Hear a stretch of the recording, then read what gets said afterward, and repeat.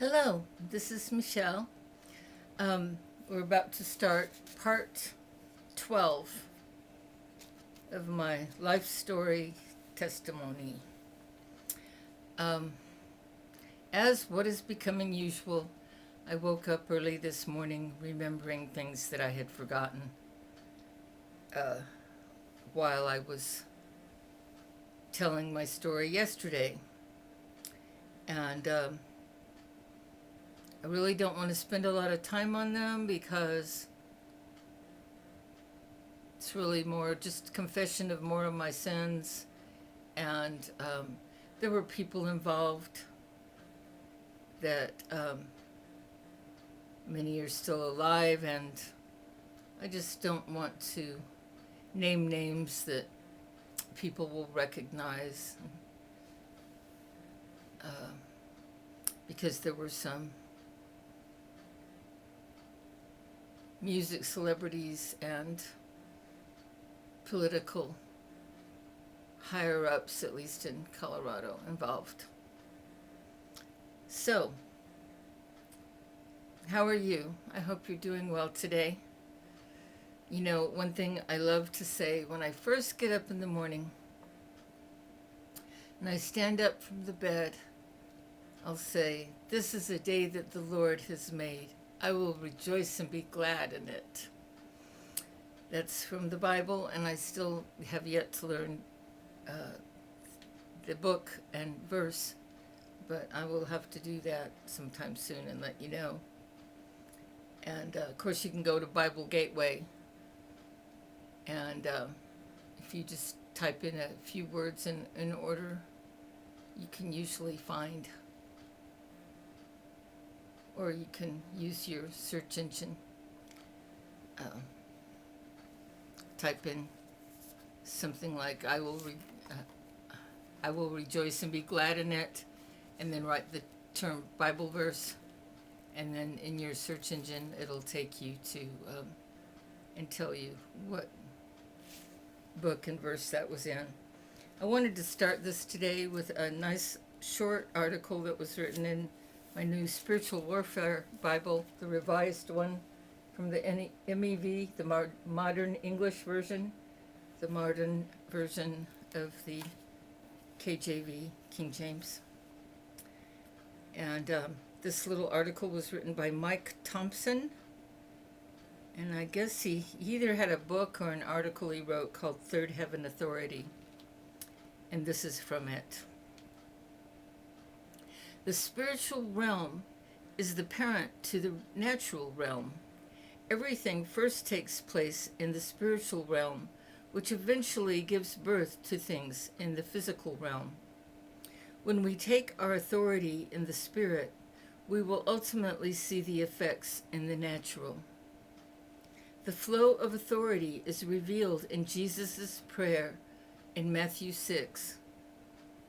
Your will be done on earth as it is in heaven. That's verse 10. In this profound teaching, Jesus conveys the source and proper flow of authority from heaven to earth and from the unseen spiritual realm to the natural realm.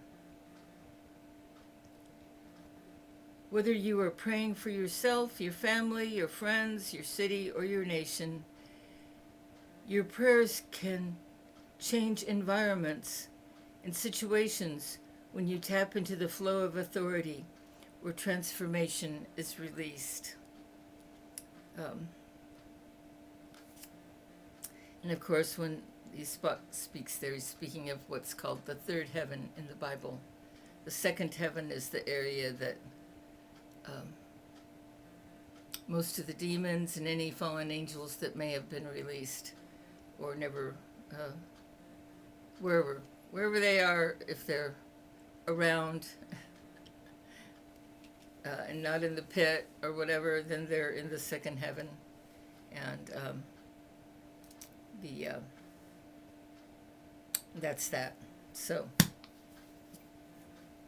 okay. So yesterday I was, I think I finished off when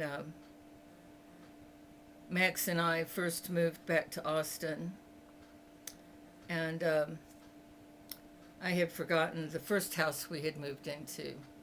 There's a whole episode there because that was actually the second time I left him. And I don't remember the name of the street it was on, but we moved into a house that was pretty bare bones, and it was the most roach infested house I've ever seen in my life. When you hear about Texas roaches taking over, they had taken over that house long ago.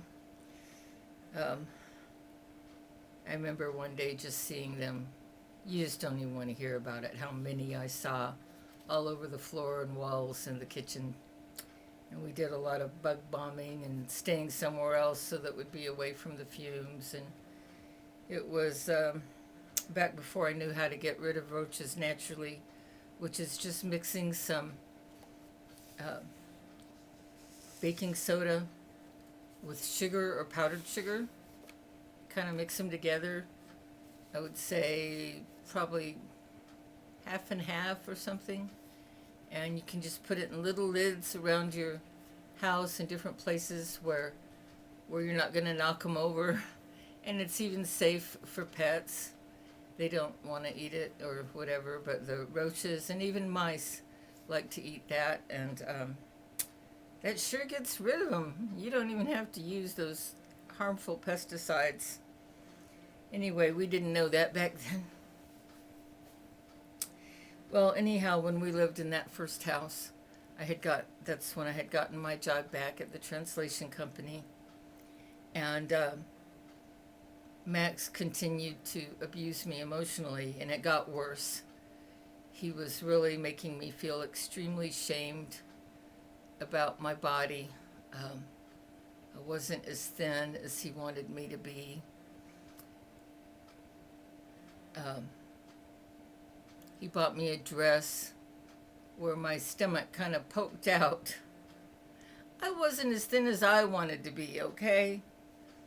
But anyway, I don't think it's right for a boyfriend or a husband to, if you're gonna shame your partner for how they look, you shouldn't. It's just not good. And anyway, but what really happened that upset me the most when we lived in that house was one day he was having trouble getting his van. It was a Ford Econoline van, and it was a stick shift, and I didn't know how to use stick shift and clutch. I only knew how to drive automatic cars. And he needed me to help him because he's trying to get it started. And so he was trying to get out of it and push from behind, and then he needed me to sit in the front seat and do something with the clutch, the brakes and the clutch, and then he would... Anyway, I didn't do a good job of it, and he walked over to the driver window, which was totally open, and I don't know if he opened the door or not, but he didn't need to open the door if he didn't. And he just punched me really hard in the arm, as if I had been doing the clutch wrong on purpose. And it was very, that made me hysterical because I had never suffered physical abuse from anyone, and I always hated violence. I don't know where that hatred of violence stemmed from, but I've always hated it and avoided it like the plague. And I just couldn't believe that he had hit me. And he hit me hard.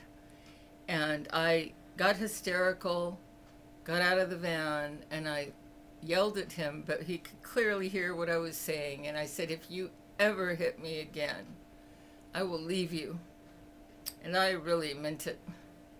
I probably should have left him right then, but, you know, in fact, I definitely should have left him right then, but that's not what happened. I was still kind of under his spell, still still felt like I was supposed to be with him or something. Still, even though he was abusive, somehow I thought he loved me. I knew he was kind of addicted to me, but I think that was just sexually. Anyhow, but he liked me too in some ways. Anyhow, after I'd been living there a while, one day he said something to the effect that because I didn't have good enough tone to my body, because I didn't exercise a lot, and I was soft in places where he wanted me to be firm, he implied very strongly, clearly, that he had to force himself to have relations with me.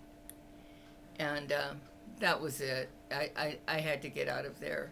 And I didn't want to have a scene. I needed to leave when he wasn't home. And I had a friend at the translation company who I thought was going to help me. I thought she was going to be able to come and pick me up in my getaway car. I had everything, whatever I had, in a suitcase, 1 or 2 suitcases, and I was ready to go, and I needed to hurry up and leave before he came home. And my friend that was going to pick me up was having her own personal problems with her ex-husband, and she couldn't leave her house. And so I sweated it out, and she found somebody else to come pick me up. I think it was somebody else I didn't know as well at that translation company. Anyhow, I made the getaway before he came home. And I moved into a place that was just a one room. It was one of those places where I don't know what they called it back then, but there were long hallways. There were 2 or 3 floors, and each room was sort of like the size of a large bedroom, and there was a key on each door down the hallways, and then there was one bathroom on each floor. And so if I had to get up in the middle of the night, which I always did, to use the bathroom, I had to, put on my robe and then take my keys and go down and walk to the bathroom and then use the bathroom and come back and use my keys to get back in my place. And it was right next door to a convenience store. So while I lived there, while I was trying to figure out where to move to. And it was something I could afford. It wasn't very nice. And anyway, I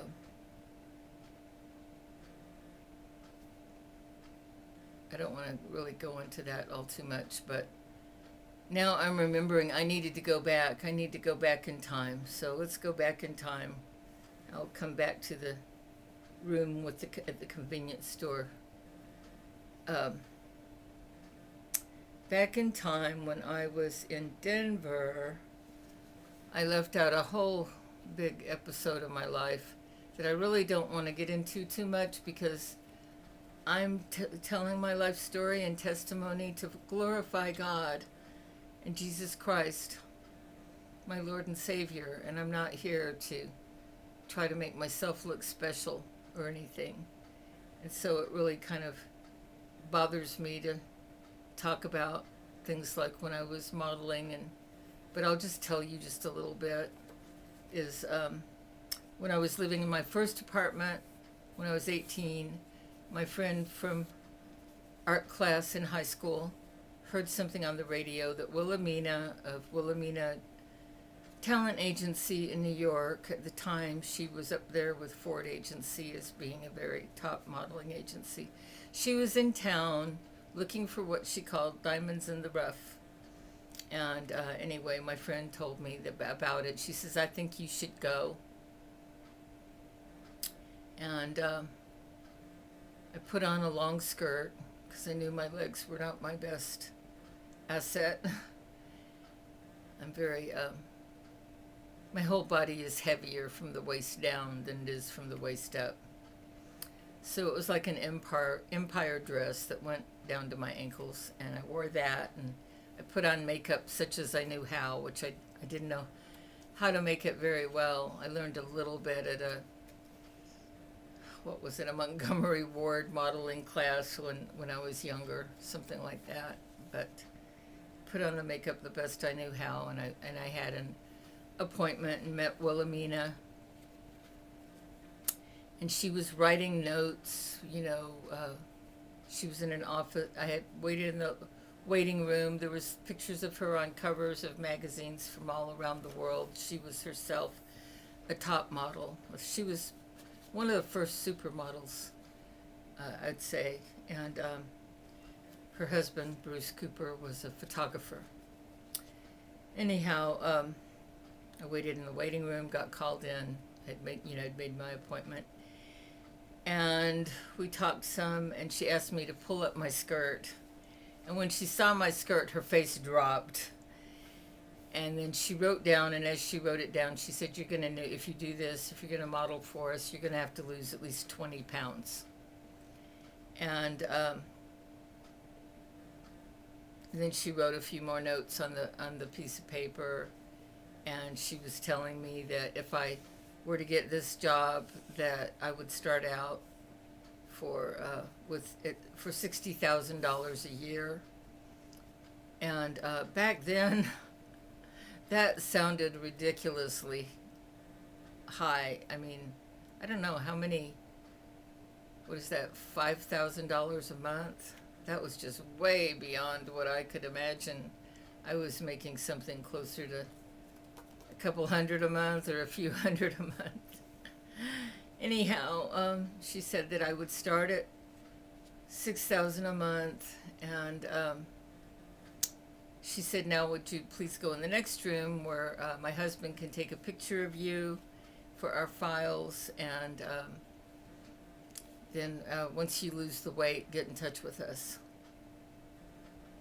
And I went into the room with Bruce Cooper, and he looked at the paper, and he pretty much let me know that what she wrote about me, he said she's never wrong, and he knew that I would definitely get the job if I lost the weight.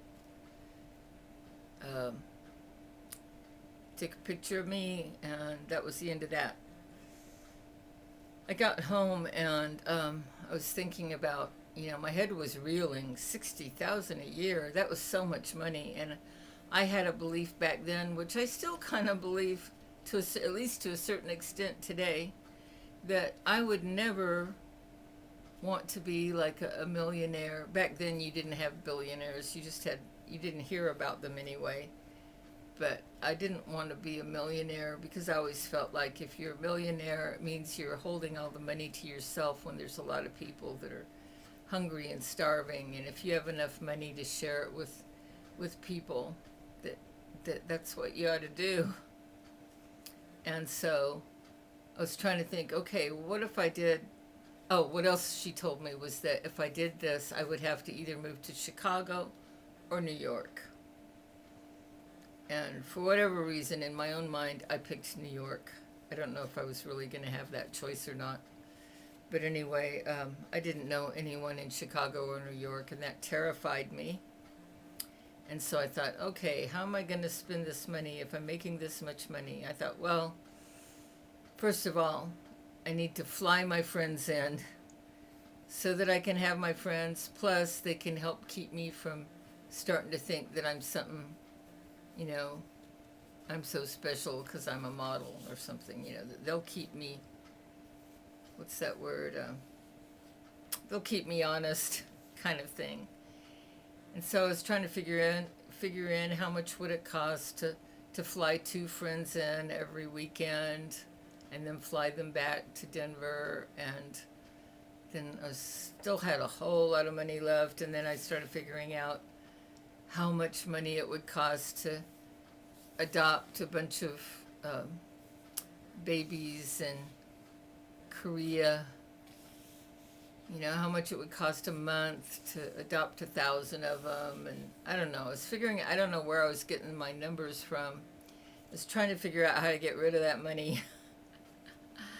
And finally, at that time, I just decided, you know, I just don't want to have to, I don't really want to deal with this. And I was afraid of making that much money. And so, um, okay, what else I left out was that after I got out of that halfway house where my friend from art class in high school had let me come stay on her couch, and I had told my parents, as well as the guy who was some supervisor at the mental hospital I had been in, who was telling me that it's not a bad place and I need to go there, and I had refused. Okay, what I left out and forgotten about was that then my stepmother, she was the one who had dropped me off at that halfway house, and she'd come inside. She saw what it was like. And she called a little later, maybe the next day, and she said, Michele, I'm so sorry. I felt so bad when I came home knowing where I had left you. I saw that place and I know how awful it is, and I've told your father it's really how bad it is. And so you can come stay with us if you want to. And so that was what happened next, was that I ended up moving into my parents' house, and they had at that point, my bedroom in the basement was not available anymore, but there was sort of what was initially a workshop area with just a cement floor, but had been used as my brother's bedroom after I had moved out. And when the baby was born, that had been his bedroom, and it was, they let me have that to sleep in. And then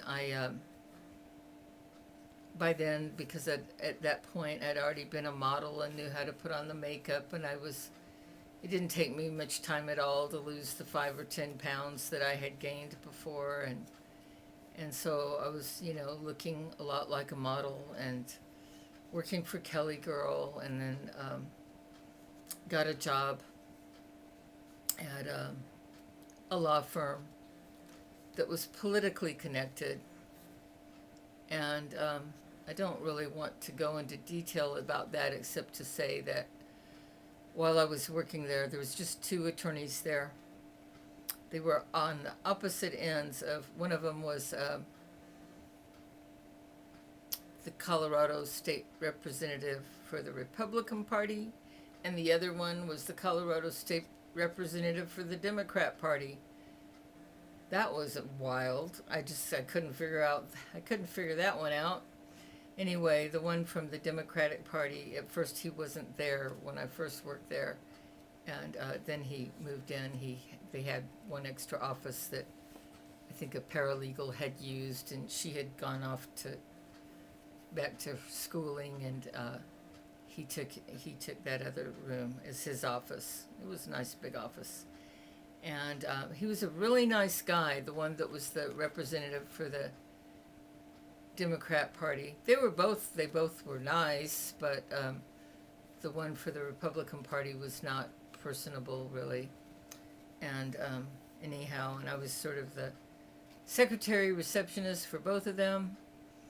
And something happened where I got shown how, by the Democratic one, that somebody had put money in his bank account, and he didn't know who did it. He saw it on his bank something or other. And it wasn't very much. Somebody had put in like $50. And he asked me to call the bank for him and tell them that he didn't know who put that in. He didn't want it.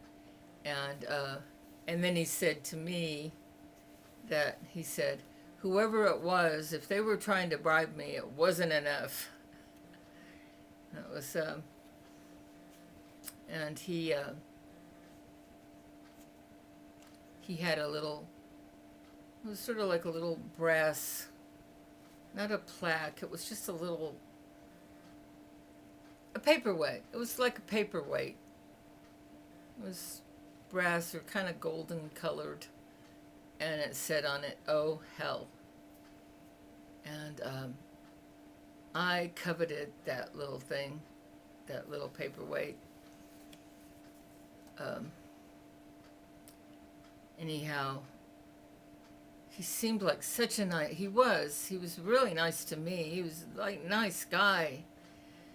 And after only a few months there, I'd say, one day he just didn't show up. He didn't show up in court. Judges were calling us, "Where is he?" Nobody knew where he was. He wasn't answering the phone. And it turned out that he was found to have killed himself. Whether he really killed himself or not, I don't know. Nowadays I'm more aware of how people get suicided. But anyway, at the time I presumed that he had killed himself. And it was another kind of sin. I stole that little oh hell thing from his office, and it was made me feel terrible. I didn't like having it. I ended up throwing it away. If I could have, I would have put it back in the office, but by the time I threw it away, I wasn't working there anymore. But anyway,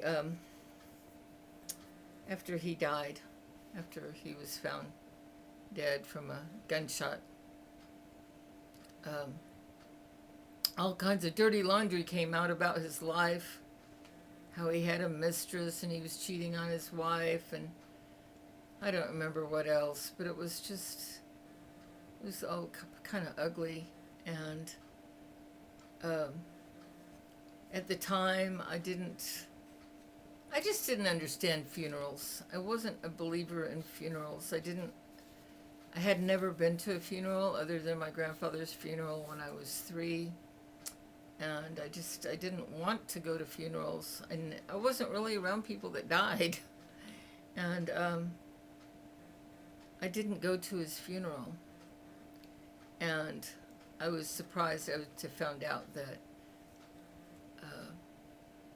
that was taken very personally by the other attorney that worked there. He was clearly very angry that I had not gone to the funeral. And soon after that, I quit. And anyhow, during that time period, I also, because of looking like a model and all, it opened doors for me that wouldn't usually be there. And it was people in the music industry that involved some big names and things like that, and people with a lot of power because they'd made huge amounts of money. And I really just don't want to go into all of that, except to say that I did end up having relations with a married man, and I knew he was married. That's just bad, it just shows how I just was getting worse and worse, and I wasn't even seeing that in myself.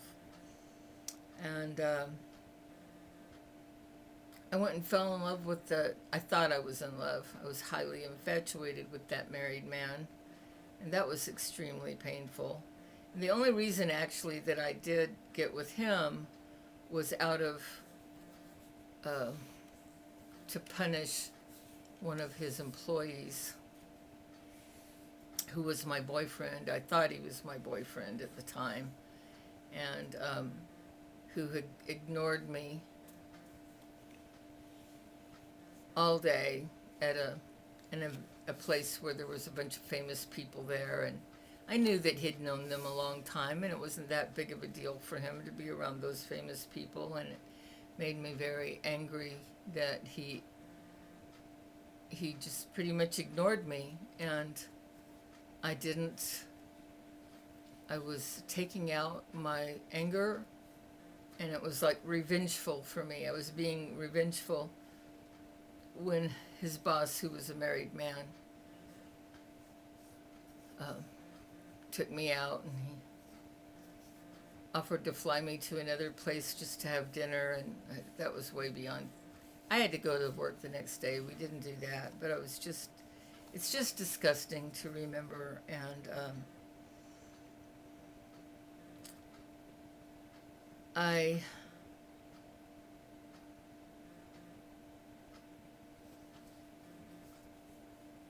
don't like remembering all of that. And so anyway, later when I got into modeling a few years later, after I got moved out of the ashram, the fact that Wilhelmina had told me I could have the job if I just lost the weight and all of that was one of the reasons they quickly signed me up at the Denver agency, because they knew him. That was why I picked that agency, because I knew that they were connected with Wilhelmina and that they would sometimes send their talent scouts to come pick somebody up and take them to be part of the Wilhelmina agency. And that's how all that got started. And I don't think I need to say anything else about all of that.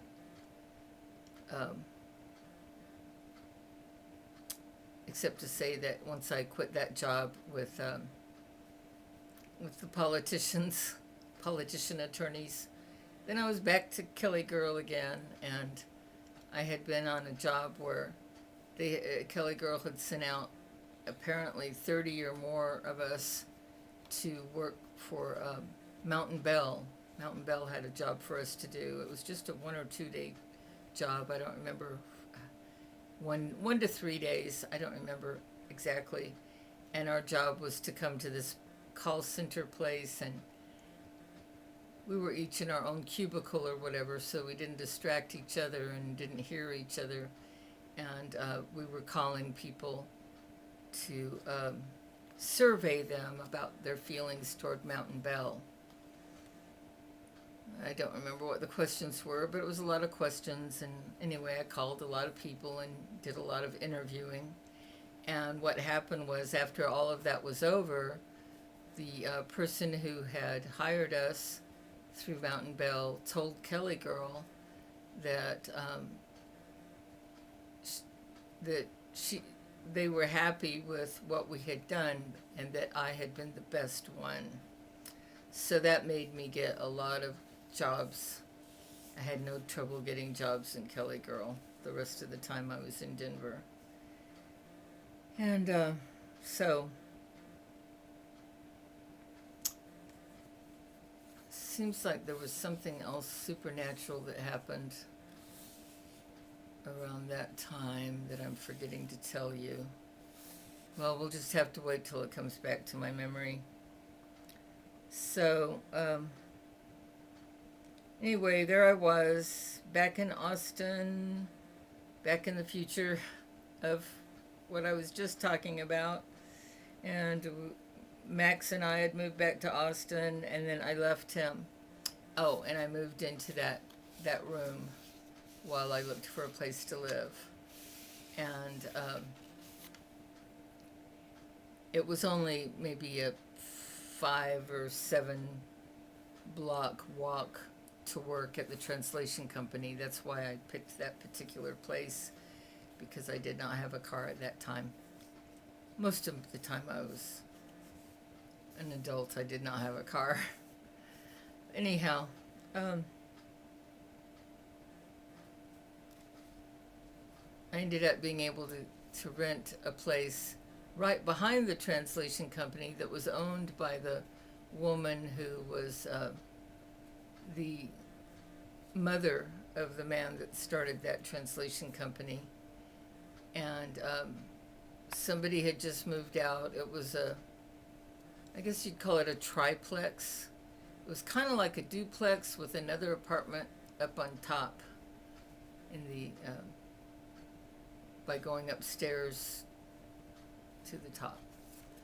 And so I was on one of the sides in the duplex, the smaller of the 2 sides, but it was a good deal, and especially in those days. It was, even in those days, I should say, it was a good deal. And it was so handy to live right through the yard from where I was working. And I think it was after about a year that I ended up getting back together with Max. But during that year, before I got back together with him, I was being still a loose woman. I was got myself pretty thin again and everything, and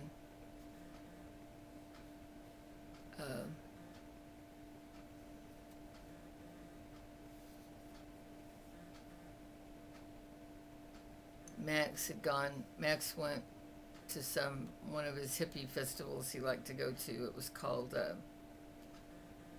was famous. I never went. Wavy Gravy he was the one who I think was the one that founded it. It was, I think they called it the Rainbow Festival. And people would get together there, get naked and take drugs and camp out. I don't know much else about it, but I was never very interested. I was never much of a camper anyway. And anyway, he had gotten with a new girlfriend pretty quickly after I had left him. And I met her during that year. And there was a point, he'd gone to the Rainbow Festival, and somehow I got caught up in being enchanted with him again, and I wanted to get back with him. But the problem was he had a girlfriend now, and she actually came and suggested, she and he and I all got together, and she suggested that she and I share him, like a polygamous relationship, 2 women with 1 man.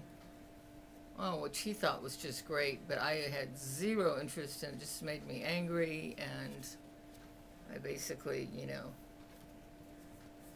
came close to kicking them both out. That's just how I felt about it, and I did not want her to be his girlfriend anymore, and I just wanted to get back with him.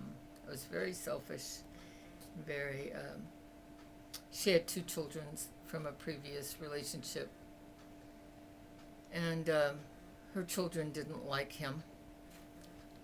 And I did tell her quite honestly that if I had children and they didn't like my boyfriend, I would break up with him.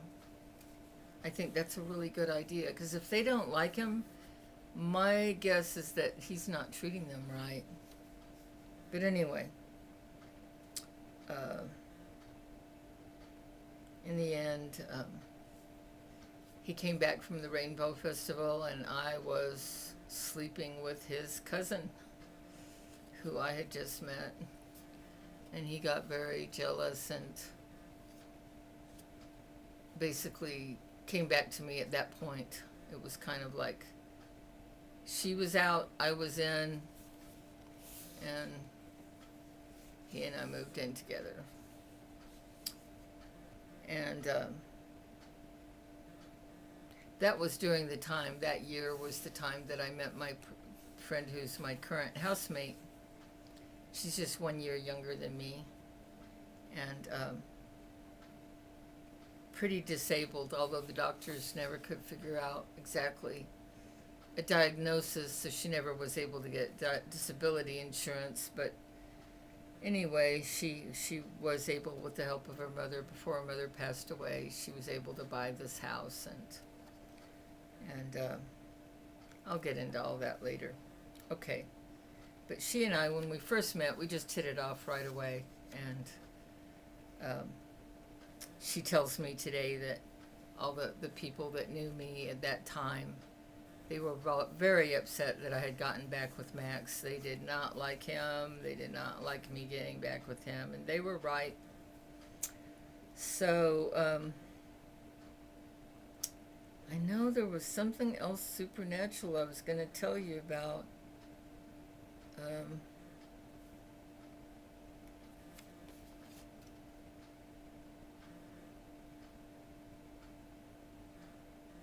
Okay, well, I'll just say that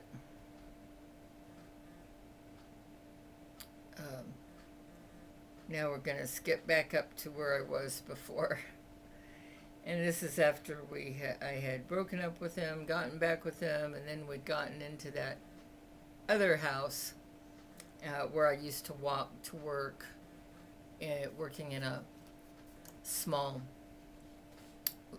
Well, it was a law firm that was small because there was just one attorney and me. We used two of the offices there. There was another attorney at the end of the hall that was not connected. They weren't connected as far as being in the same company or anything. And then there was another attorney downstairs, and then an architect and somebody else. Anyway, it was one of those beautiful old homes in downtown area of Denver that had been converted into offices. I really liked that. That was where I had been referred. I had had a Kelly Girl job at the county attorney's office, and one of the county attorneys had recommended to this other attorney, who I will call Lyle, and I met him and he hired me. I found out later that he had been disbarred for a couple years or something for bribing a judge, and now he was back in practice. And a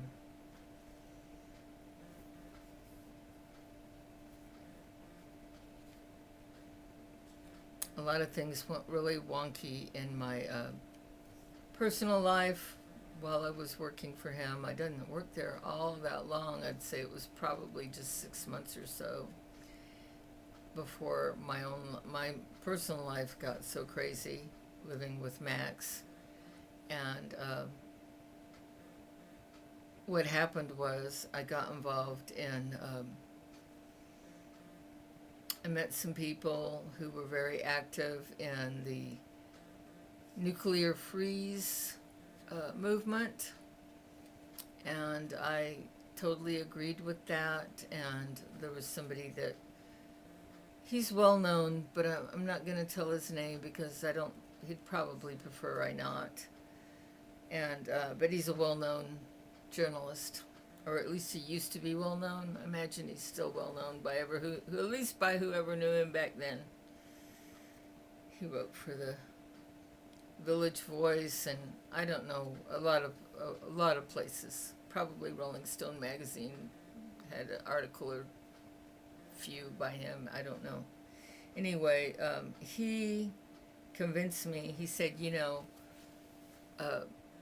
people all around the world, they have these really bad situations, and the only people available that can be activists to help make the world better are the people who don't have children yet. And that's what you are. At that point I was about, how old was I? 27, 28. And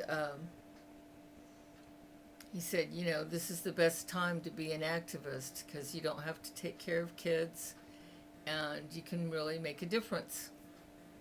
And I thought, yeah, I guess he's right, and I started getting into the nuclear freeze movement.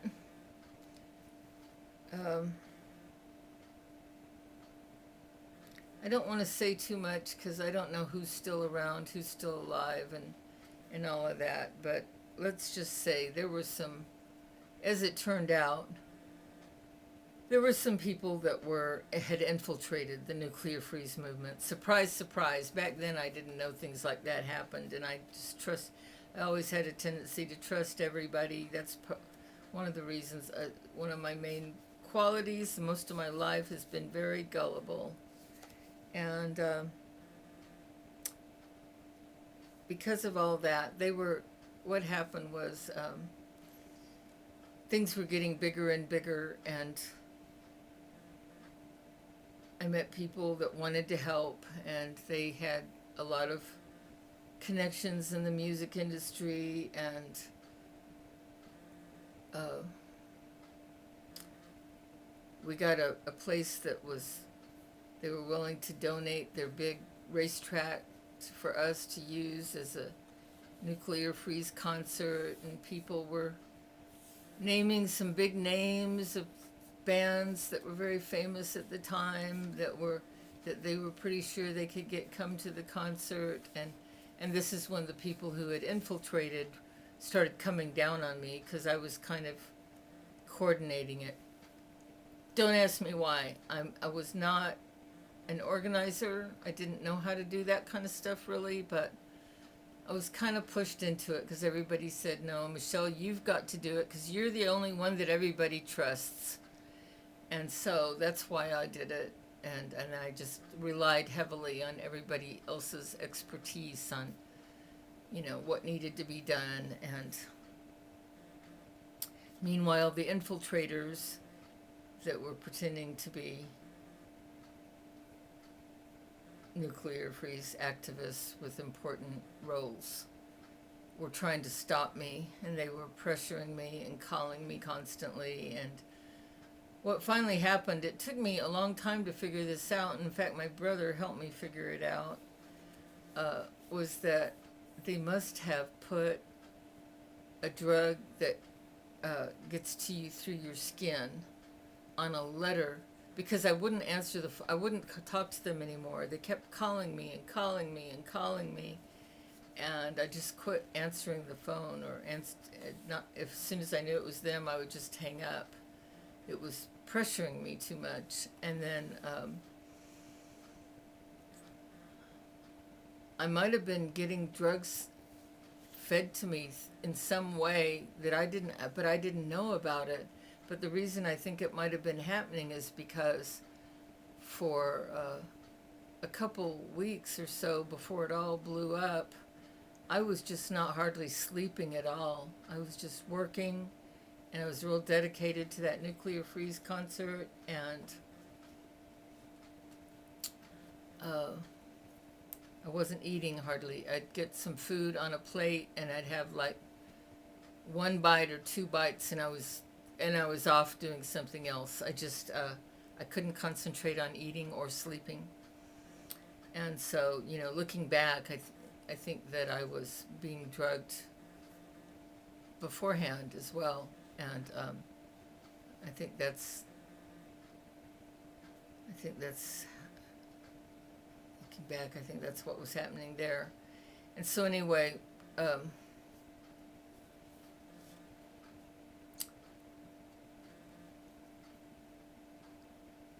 had an assistant, a person a volunteer, really nice person I had met. She was helping me. She was wonderful. And she and I worked together a lot, trying to work on planning all of this. And then some egos got involved that were not, I guess some people, they didn't like a woman telling them what to do. I wasn't trying to be, I just needed help, and I asked somebody for a favor, and they thought I was being bossy. And it was getting more and more difficult as far as things like that. And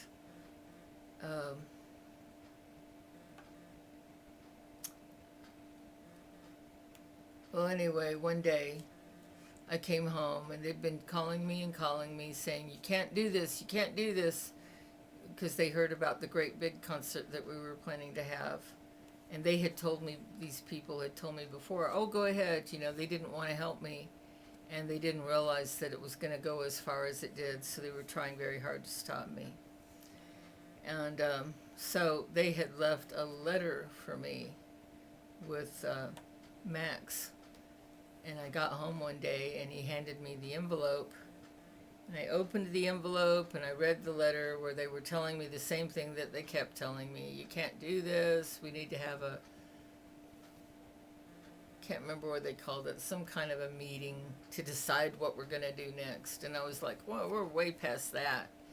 And what I had told them before is, you already told me I was on my own, go ahead and do it, that you weren't interested. And now that something's happening, you're all interested in trying to stop me, and it's just not helping. And anyway, not long after I got that letter is when I started having really weird experiences that convinced me, and this is my brother helped me figure this out because I couldn't figure it out why it happened the way it did. He says, I think they peppered your letter with something, and it was coming through my skin. And it was probably something like from the different drugs I'd ever heard of, one of which I'd never taken was something called PCP. I think people called it angel dust. And that was the best I could ever guess that it might have been, angel dust. And it wasn't long after I read that letter that strange things were happening. One thing that happened right away, almost right away, is something people didn't believe me at the time, and probably don't believe me today, but I still believe it was God. I believe that God spoke to me. It was so unusual. It was so amazing. And it was like, it was through thunder. And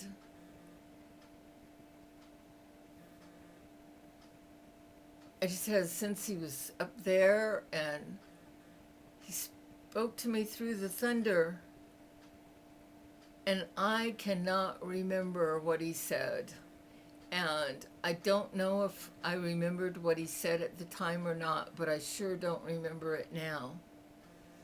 But I find it very interesting that it was only a week or two later that I had found myself being basically invited to put myself into a mental hospital here in Austin, because of the experiences that started happening. I heard a kitten outside being hurt, and so I had run outside. It was dark out, and then I heard voices like as if I was being encircled by people that I couldn't see but I could hear, and they were making the kind of noises that martial artists make just before they, flip you upside down or whatever. And that really frightened me. I did find a kitten that had a red string around its neck, and I was very freaked out and upset. And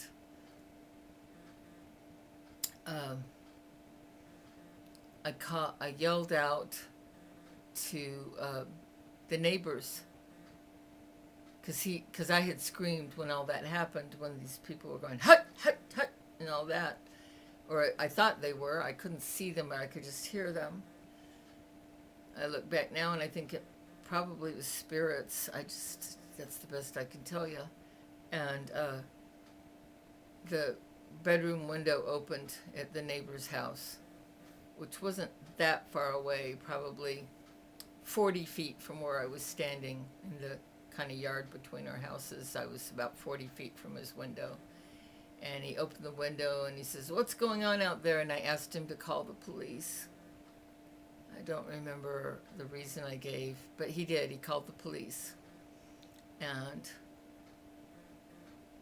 then Max found out that I had, or maybe even heard me yelling that I needed them to call the police. And when the police came, or they were about to come, he kind of came after me, and he was starting to hit me in the face. I was on my back. And again, I call it beating me up, but it wasn't like I had to go to the hospital or I didn't get bloody or anything, but it was I'm extremely, it doesn't have to be a lot of violence for me to get really upset. And it was, he was hitting me in the head and the face, and when the police showed up. And I didn't have all my clothes on. I had my underpants on and a top. And I was not even in my own bedroom. I was in the room of our roommates, Prairie and William. And Prairie was a very hippie girl, and she made hippie clothes and sold them on the streets for a living. And I was very upset that there were policemen standing there, and I was without my pants on or a skirt or anything. And I asked them, could they please, they walked in right while he was hitting me. And I thought for sure that they would stop. They didn't seem to care about him. They just were considering me to be hysterical and that I was the crazy one because I was the one that was all freaked out. So that made me be the bad guy, I guess. I don't really know what their thinking was, but that's how it went. And Prairie, the girl whose bedroom I had gone into as refuge to get away from Max, she just pulled a blanket over herself and trembled. She that's what she did. And I was asking the police, could you please close the door while I can put something on? And of course, since I was in her room, my clothes weren't there, but there was a skirt she was making. It was a blue velvet long skirt, and she let me borrow her skirt. It had some beading on it, and I think I was the one who had done the beading. And so they were like, well, if you're going to have us close the door, we're leaving. And so once they closed the door, I quickly put on the skirt, and then they had already gone out of the house. And the reason, by the way, that Max was hitting me was because he had a room that he was growing psilocybin mushrooms in the back of the house. And so to him, it was as if I called the police on him, and I was putting him in danger. And of course, that was something I hadn't even thought about. But that's why he was so angry. And anyway, when I saw the police had left, I went running out the front door. They hadn't left. They were just getting in their cop car about to leave. I said, wait, please don't leave. Don't leave me here. And they were like, I got in the car. I got in the cop car in the back seat. They said, what are you doing in the car? And I said, well, I want to go to the police station with you and press charges for having been hit and all. And they said, oh, no, you're not coming with us. And I said, well, could you at least come back in the house with me so I can feel safe enough to make a phone call to get someone to come get me? Because then I said, oh, I'll drive somewhere myself. They said, oh, no, you can't drive, not in your state. And so they agreed to come back in the house with me. I don't know if it was one or both of them, came in the back in the house with me so that I could make a phone call. First person I called was the lawyer I was working for. I don't know why I called him, but he didn't answer. And then I called somebody I knew who, unbeknownst to me at the time, was in the middle of a fight with his girlfriend.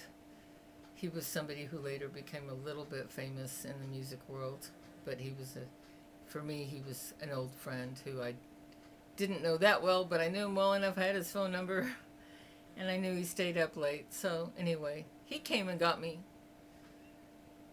Once I got off the phone, the police left, and I left out, I waited in the living room, and he came and got me, and I still had that skirt on. I didn't think to go change clothes, and I had a silly denim cowboy hat I took with me that I was wearing, and he took me. I wanted to go to another friend's house who was living in a mobile home and just north of Austin. It was kind of a long ride, and on the way there, he had his girlfriend in the car. I was in the back seat, and he and his girlfriend were in the front seat. And we had to stop at a gas station for him to get gas, and she followed me into the convenience store, and it was kind of like talking to what I imagined a biker chick might be like. And she was like, are you trying to take my man? And I was like, no, not at all. He's just a friend. And that was kind of freaky. And so anyway, he took me up to where we were going. At the time, it was north of Austin city limits, not very far. And now it would be considered part of Austin. And this mobile home that a friend of mine lived at, and she wasn't home. She was at work. She's a nurse, and she was working the night shift. And because of the tension with this guy's girlfriend, I didn't want to have him drive me anywhere anymore. And I said, well, that's okay. She's not here. Just leave me here. I'll be here. Just wait till she gets home. And so he and his girlfriend left. And I waited. And I waited and I waited. And then it got to be morning, and I wandered off to a place that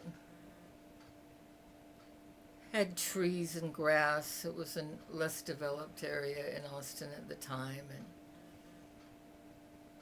continued kind of flipping out, and I saw these they looked like midgets, the height.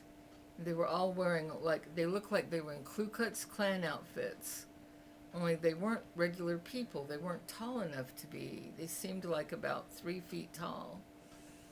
And there was a bunch of them coming toward me where I was sitting in a grove. And, but they never got to where I was. I was so obviously, I was either hallucinating or I was seeing the demon world. And the reason I mention I might have been seeing the demon world is because when all that was happening, I didn't know it. But somewhere in that story I just told you, there was a whole day I don't remember. And back then, there was the signposts where you could tell for sure a whole day got lost in my memory. And my friend who lived in that mobile home, she was a good friend of mine at the time, she told me that when I had been freaking out and that I was saying, oh, close the windows, the demons are trying to come in. Close the door, the demons are coming in. And I have absolutely zero memory of seeing demons, and wasn't aware of even believing in demons at that time. And I'm really glad she told me, because if she hadn't told me, I would never know that happened. Anyhow, she didn't really know what to do with me once I saw her, but I didn't see her for a while because she didn't come home. And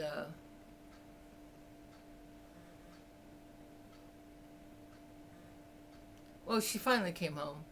So I think it was that afternoon. And what ended up happening was Max had called her, and she said, well, he's being really nice and he wants you to come home. And I didn't have any place to go. So she drove me there. He had a vase full of flowers waiting for me. And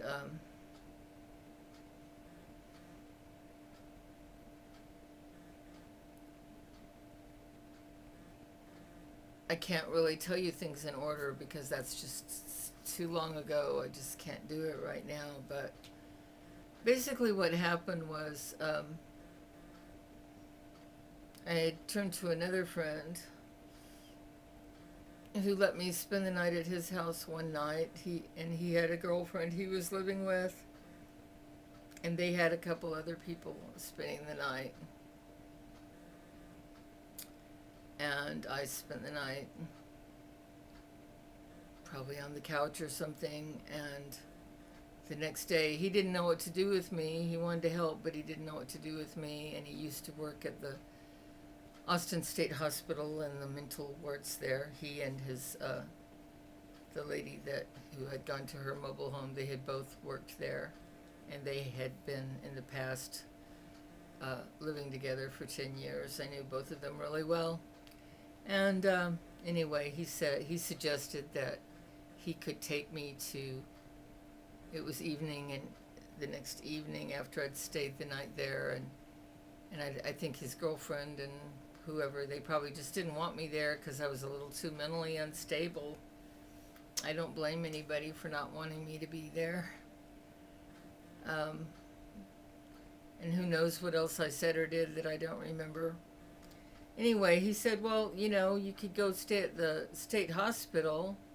You just have to, I could call this guy who could open the office at night, and he has the power of a judge, and we could just go have you apply to go in there, and then you won't have to pay anything because if he puts you in by a court order, which he could do if you try to go in on your own recognizance and convince him that you need it.